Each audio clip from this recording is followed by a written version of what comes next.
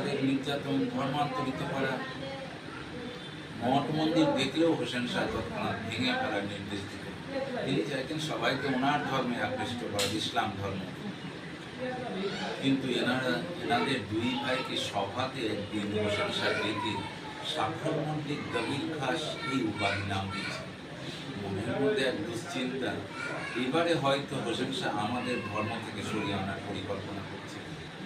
দুই ভাইয়ের মধ্যে এই দুশ্চিন্তা, সিদ্ধান্ত নিলেন চলো ধর্ম রক্ষা করতে গেলে সেবার মধ্যে গিয়ে ঢুকতে হবে। 1508 খ্রিস্টাব্দে সেই সময় ওনারা রাজকার্য থেকে এসে গোপনে এই বিদ্রোহ প্রতিষ্ঠা করেছেন। রাধা মদন মোহন, বলরাম রেখুটি এই বিদ্রোহ ওনারা 1508 খ্রিস্টাব্দে প্রতিষ্ঠা করেন। রাজকার্য করতেন আর গোপনে এসে এই সেবা কাজে।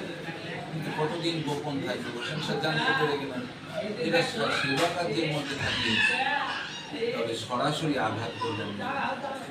হোসেন শাহ পরিকল্পিতভাবে মধ্যরাত্রি পর্যন্ত এনাদের রাজকার্যের মধ্যে আটকে রাখতে শুরু করলেন। নানা কাজের অছিলায় যেন ব্যস্ততার মধ্যে রাখা হয়, সেবার মধ্যে যেন না জোর দিতে পারে। এত পারদর্শী জ্ঞানী ব্যক্তি এনারা, বুঝতে আর বিলম্ব হলো না। মনে বড় ধিক্কার যে এমন ম্লেচ্ছ কাজ এই জগনরাজের অধীনে বেছে নিলাম। প্রভুর সেবার সুযোগ মেলে না, কি করে মুক্তি পাবেন, উদ্ধার পাবেন, সারাক্ষণ এই ভাবনা। এক সময় এনারা শ্রী চৈতন্য মহাপ্রভুর শরণাগত হলেন। রাজকার্য থেকে এনারা প্রত্যক্ষ করলেন নদিয়ার দায়িত্বে 4 কাজীকে নিয়োগ করেছিলেন হোসেন শাহ। নবদ্বীপেও কিন্তু অত্যাচারের সীমানা একেবারে ছাড়িয়ে গেছিল জগনদের। সেই নদিয়াতেও কেউ হরিনাম করতে পারত না, ঘরে ঘরে হরিনাম বন্ধ। তবে এক সময় ওই কাজীর অত্যাচারে সবাই অতিষ্ঠ হয়ে উঠেছিল নদিয়ায়। তবে দুই ভাই এখান থেকে এও প্রত্যক্ষ করেন যে কাজী এত অত্যাচারী, সেই পর্যন্ত শ্রী চৈতন্য মহাপ্রভু দলে গিয়ে যোগ দিচ্ছে। জগাই মাথায় এত পাপিষ্ঠ, তারা উদ্ধার পেয়ে গেলেন। এনারা দুই ভাই রাজকার্য থেকে এই আক্ষেপ করে শ্রী চৈতন্য মহাপ্রভুকে পত্র লিখলেন, প্রভু যেন তাদেরও উদ্ধার করেন। 7টা বছর এইভাবে প্রতীক্ষায়, কবে প্রভু তাদের কৃপা করবেন, উদ্ধার করবেন। 1515 খ্রিস্টাব্দে 14ই জুন শ্রী চৈতন্য মহাপ্রভু এসেছিলেন এই রামকৃষ্ণে। তবে প্রভু নীলাচল থেকে বৃন্দাবন যাওয়ার পথে, পুরী ধাম থেকে প্রভু যাচ্ছেন বৃন্দাবন, আর ওনার সাথে লক্ষ লক্ষ ভক্ত সেই সময় বৃন্দাবনের পথে। হঠাৎ মাঝপথেই শ্রী চৈতন্য মহাপ্রভুর পথ পরিবর্তন।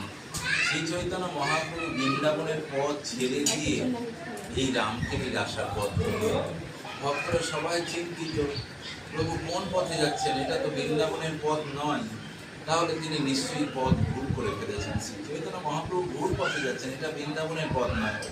কিন্তু প্রভুকে জানাবেন কি করে? ভক্তরা একেবারে উন্মাদ হয়ে হরিনাম করতে করতে ছুটছেন প্রভু, আর ভক্তরা অনেক পেছনে পেয়েছেন। প্রভুর কাছাকাছি কেউ পৌঁছতে পারছে না যে বলবেন এটা বৃন্দাবনের পথ নয়, হয়তো ভুল করে অন্য পথে এসেছে। এই কথাটা প্রভুর কাছে আর পৌঁছেছে।